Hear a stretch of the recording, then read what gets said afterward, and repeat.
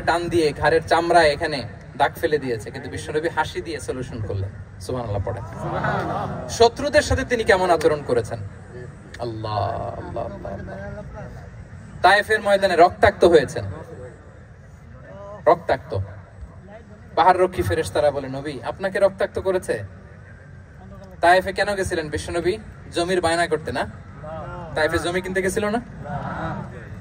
তায়েফবাসীকে জাহান্নামের আগুন থেকে বাঁচাতে রক্তাক্ত করা হয়েছে। পাহাড় রক্ষী ফেরেশতারা বললেন, নবী একটা আদেশ দেন, দুই দিক থেকে চাপা মেরে পুরো তায়েফবাসীকে মাটির সাথে মিশিয়ে ফেলবো, মাটির সাথে মিশে যাবে। বিশ্বনবী বললেন, না না, তারা হয়তো ঈমান আনে নাই, তাদের ভবিষ্যৎ প্রজন্মের কেউ না কেউ লা ইলাহা পড়বে, কেউ না কেউ লা ইলাহা জপবে। তাই হয়েছে। তায়েফে যদি যান, আল্লাহু আকবার, মসজিদ আর মসজিদ, শান্তি আর শান্তি। আল্লাহু আকবার।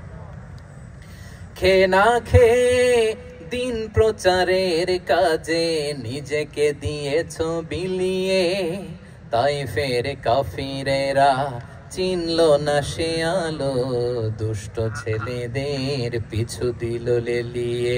পাথরের আঘাতে ক্ষত বিক্ষত হয়ে সারা শরীর থেকে রক্ত ঝরে।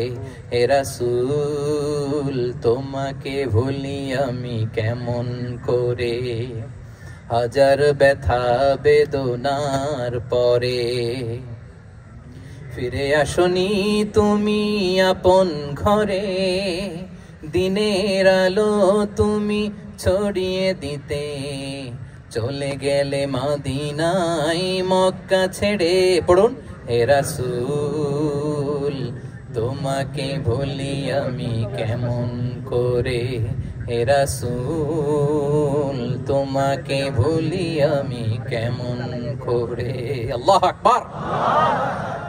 উহুদের ময়দানে দাঁত শহীদ হয়েছে, রক্তাক্ত হয়েছে, হেলমেট ভেঙে কপালে পাথর ঢুকেছে। ফেরেশতারা বললেন, আদেশ দেন উহুদ পাহাড় তাদের ঘাড়ের উপরে বসিয়ে দেয়। বিষ্ণু বললেন না, বিষ্ণু বললেন না। আল্লাহুম্মা হদি কওমি ফাইন্নাহুম লা ইয়ালামুন। আল্লাহ আমার কওমকে ক্ষমা করে দেন, ওরা বুঝে নাই।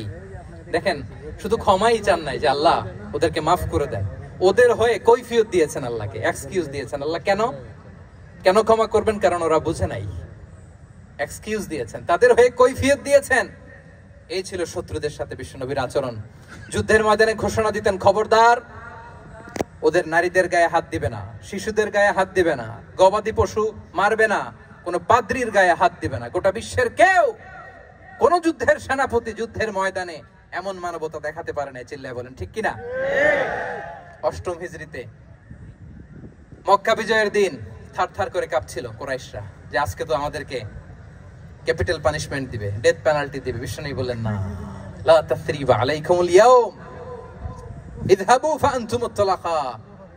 4-5 জনকে তিনি শাস্তি দিয়েছেন, গণহারে শত শত হাজার হাজার পরিবারকে তিনি ক্ষমা করে দিয়েছেন।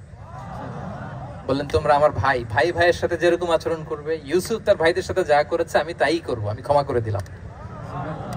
আল্লাহু আকবার। এ ছিল শত্রুদের সাথে আচরণ। শেষ কথা বলি, শেষ কথা হচ্ছে প্রাণীর সাথে বিশ্বনবীর কেমন আচরণ ছিল। প্রাণীর সাথে একবার এক আনসারের খেজুর বাগানে ঢুকলেন, ঢুকে দেখেন একটা উট কাঁদে। কি কাঁদে? কানে কানে এসে বিশ্বনবীকে কি যেন বলে যায়। বিশ্বনবী রেগে বললেন, এই উটের মালিক কে? এক আনসারী সাহাবী বললেন, ইয়া রাসূলুল্লাহ আমি। বিশ্বনবী বললেন, তোমার কি ভয় হয় না আল্লাহর? কলিজার মধ্যে আল্লাহর ভয় নাই? আল্লাহ তাআলা দয়া করে উটের মালিক তোমাকে বানিয়েছে, উট কানে কানে এসে আমাকে বলেছে তুমি তাকে কয়দিন ধরে খাবার দাও নাই, আর তাকে দিয়ে কাজ করিয়েছ অনবরত। খবরদার, কিয়ামতের দিন আল্লাহ তাআলা জালিমের কাতারে তোমাকে দাঁড় করাবে।